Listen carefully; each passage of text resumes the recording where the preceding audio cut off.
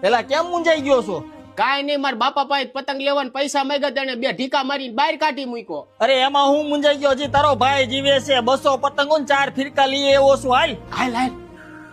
ઓય આ તારા લુખા ભાઈબંધને લઈને હું આવી ગયો? મારા ભાઈબંધને લુખા નો કહેતા હો. લુખા હોય ને લુખા જ કહેવાય. ગમે એ વાર તહેવાર હોય તારા ઢીંઢેસ ઢોલ વગાડતા હોય. હાલ હાલ, ઈ તો બોલ્યા રાખ. એ આ દોરી છોડી નાખું. અરે ઈ રેવા દે, મારા બાપા ખરા થાહે. એલા આ હું કરસ? નંબર લખું છું. મારા લખજે. વેતી નો થાય. મૂકી દે. એલા હું થયું? કોકે શેડ પકડી લીધી. મૂકી દે. આ પાણો માય. તારો ડો આપણને કોક મારશે.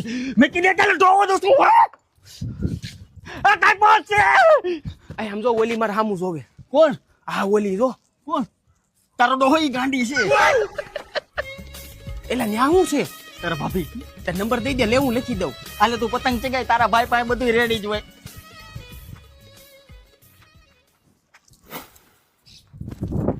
લાય.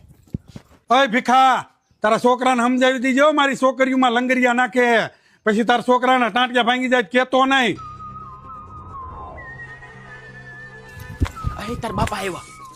એ શું કરો છો? કાઈ નહીં બાપા, પતંગ ચગાવી છે. પતંગ જ ચગાવજો, તમે નો ચગી જતા. હા. હમણાં ફરિયાદ આવી હતી. અરે ના ના બાપા, હું ક્યાં, મને તો હાજરી થઈ છે. ઈ વાડી ક્યારું ની મારી સામું જોવે છે. આમ જો ધ્યાન રાખજો, બાકી હજી આપણે સર્વિસ સ્ટેશન વેચી નથી નાખ્યું. હા હા બાપા. આ જો વિમલાવાસી ધાબે આવ્યા. ક્યાં છે? એલા તારા બાપા પણ નવા બી છે.